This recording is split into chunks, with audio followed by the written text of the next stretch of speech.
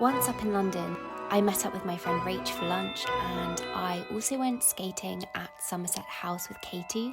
Truly, this is one of the best things to do in London at Christmas time. The buildings here are just beautiful and it's very close to Covent Garden. I loved looking at the Christmas lights here. And then I headed to the Royal Opera House because I was watching the Nutcracker this evening.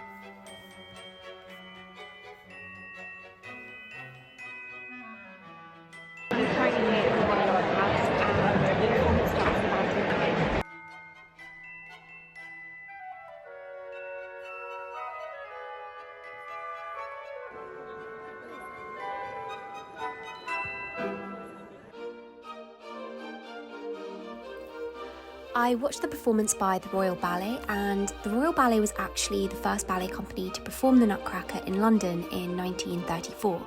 Well, it wasn't called the Royal Ballet at the time, they were called the Vic Wells Ballet, but they would eventually become the Royal Ballet, and they still put on the performance every year and perform at the Royal Opera House.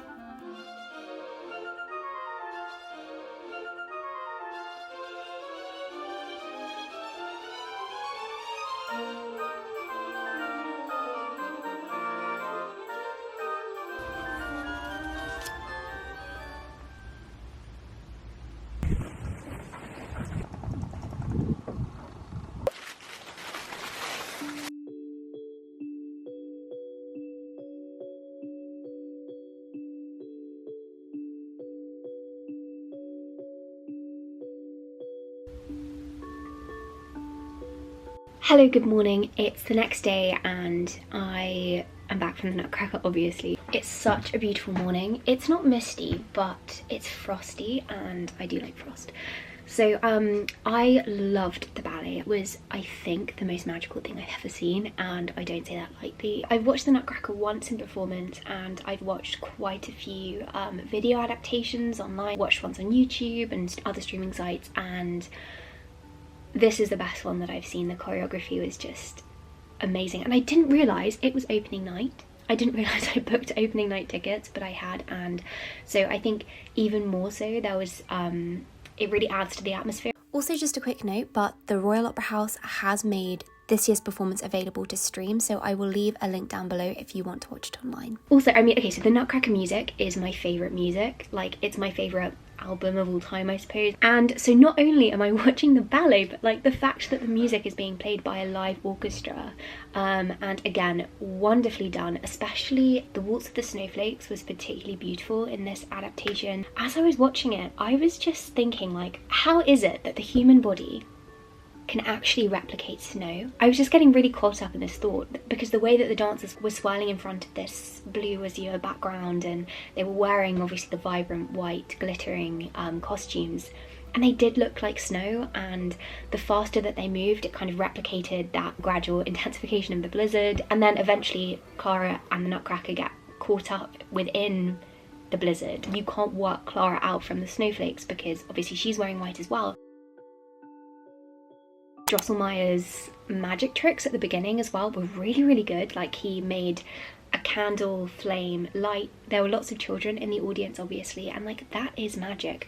I think about this a lot. What does it mean for something to be magic? Because magic is only what we cannot explain. It's magic until we have a scientific answer for it. I think it's a good thing to let ourselves see something as magical. I think there's a lot of beauty and there's a lot of wonder in not knowing how something works. One other thing I wanted to do is show you what was in my bag last night. This here is my handbag. Well, the coolest thing that I have, which you might have seen in the clips last night, was my opera glasses. I got these from an antique shop in Exeter, and they are 1890s French opera glasses. They do have a slight crack here, which is why I got them at a really reasonable price. These were £20, which I think is really good considering that they're over 100 years old. And they work perfectly. I really enjoyed looking through these. And I didn't bring them in the case. What I did wrap them in was my handkerchief. Excuse the fact that it hasn't been ironed. I brought some Rennie tablets. I use these because I struggle a bit with digestion and they're really good. I also have a hand sanitizer. Then I brought my AirPods, and before the performance I was listening to the Nutcracker suite. Then I have a lip balm and also this Generation G Glossier lipstick.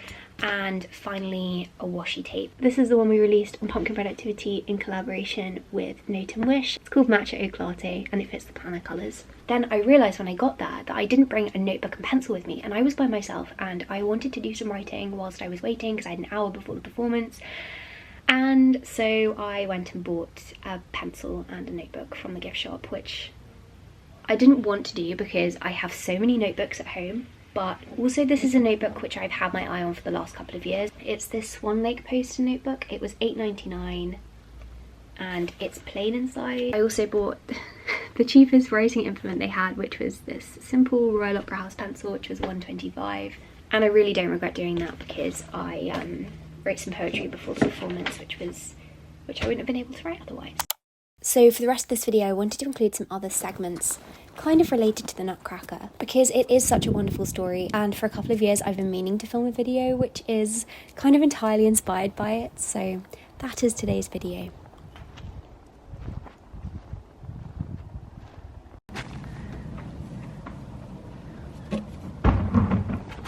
Oh, Lola.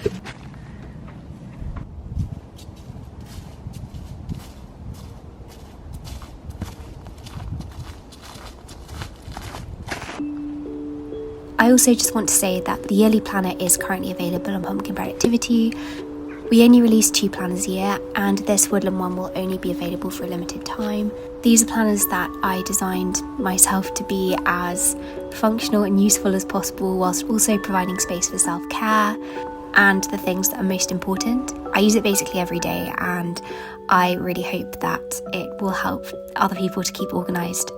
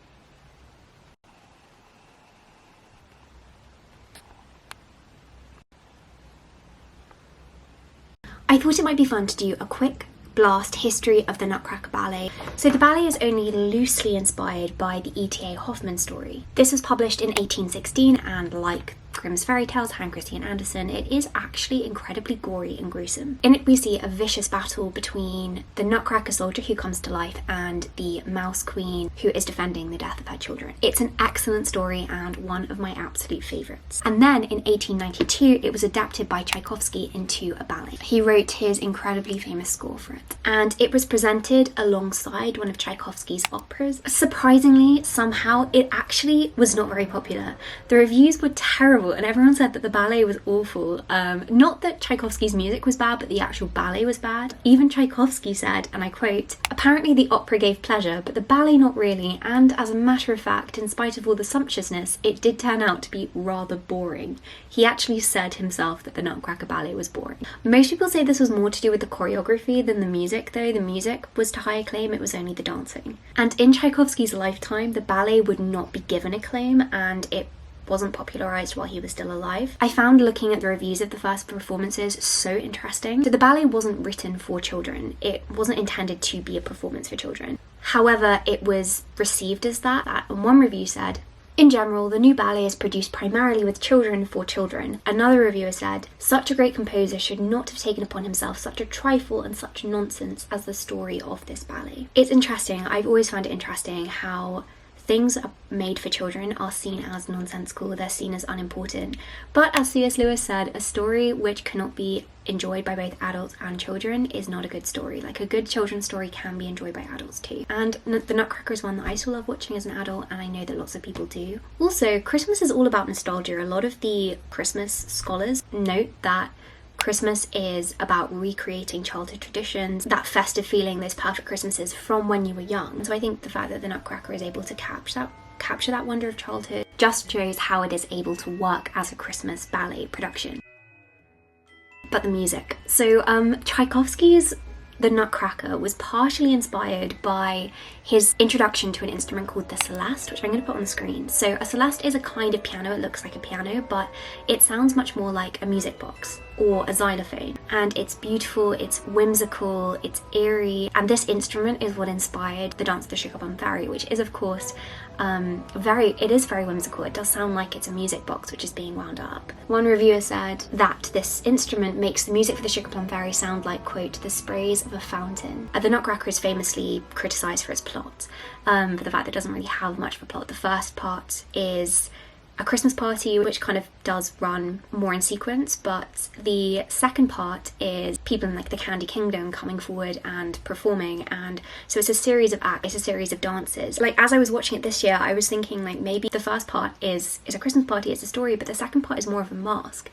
Maybe this is the closest thing that we have to a masque today. Masques were very popular in the 16th and 17th century, especially in the court of King James I or King James VI, who would have these elaborate, massive displays, elaborate costumes, music, the newest technology. They were wonderful, like lavish things to behold. And the Nutcracker, I suppose, is a little like that. It's drawing on spectacle, it's a visual art, it's a sensory art. I mean, there are over 150 costumes which have to be created for it. The set design was criticised back in 1892, but now, I mean, they're exquisite. The one at the Royal Opera House this year is just wonderful. It is a spectacle, it's meant to be a spectacle, it's something that we see and we absorb and we find wonder in. I think it's maybe best considered a masque, and even if the plot isn't there, I like how it encourages, at least what I found is encouraged me to be very sensitive to these little beauties. It doesn't have to fit into a plot, I don't think. Before watching The Nutcracker, I reread the Hoffman book.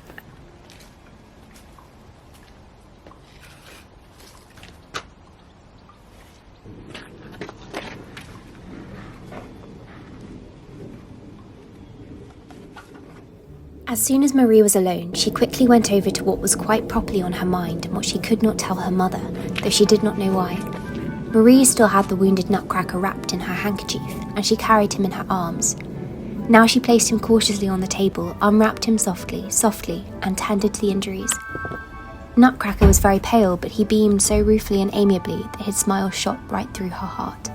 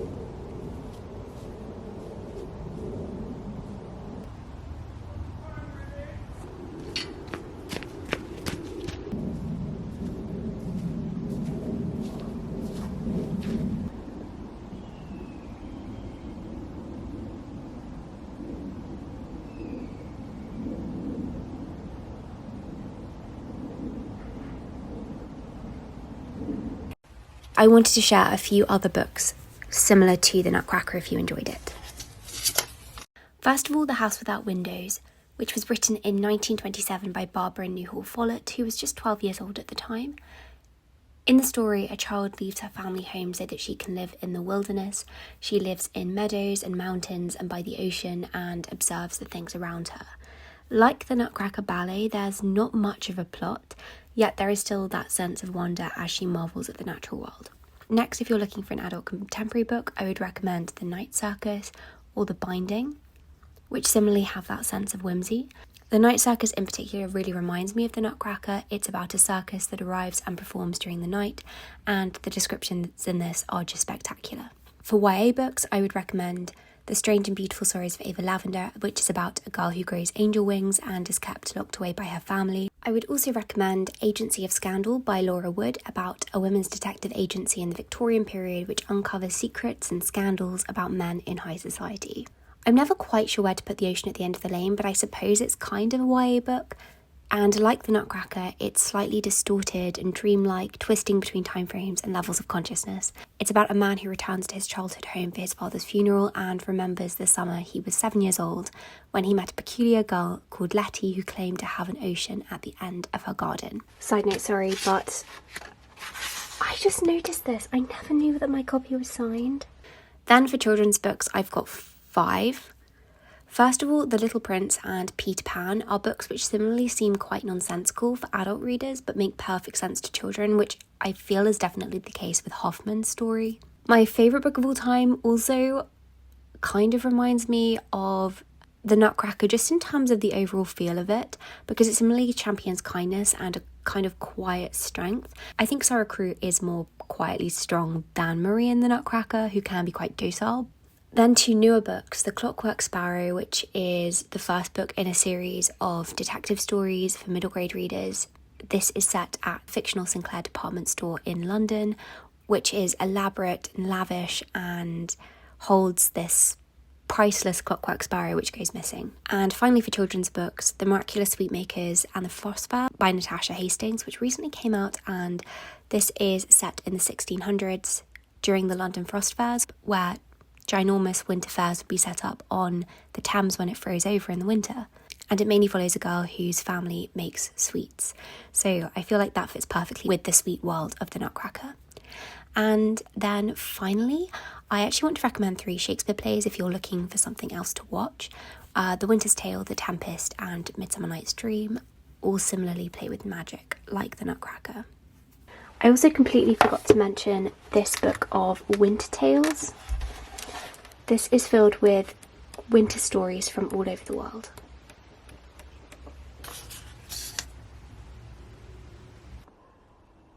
I want to share 3 outfits inspired by the Nutcracker.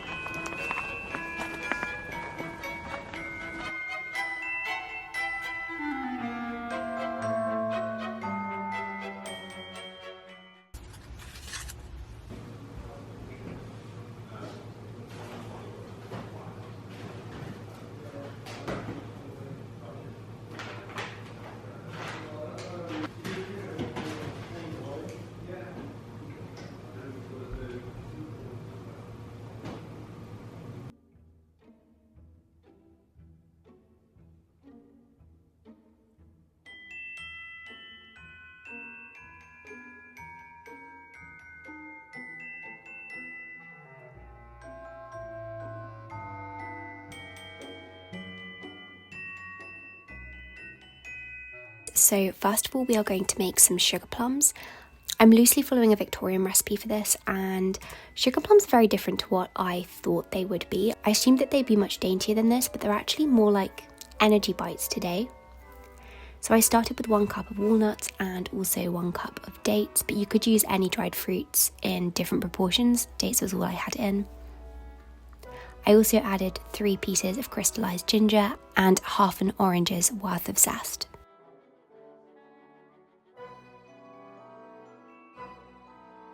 I added copious amounts of mixed spice, very important, the more spice the better I think, and also some extra cinnamon because cinnamon is the best spice. I added a pinch of salt and then I just blitzed this up in my food processor and formed them into tiny balls, which actually were totally delicious. I would recommend you making these. Then for the second recipe, I want to make marzipan. I have never made marzipan before, but I really love marzipan. So I started with 1 cup of ground almond and I mixed that with equal parts icing sugar, so 1 cup of icing sugar.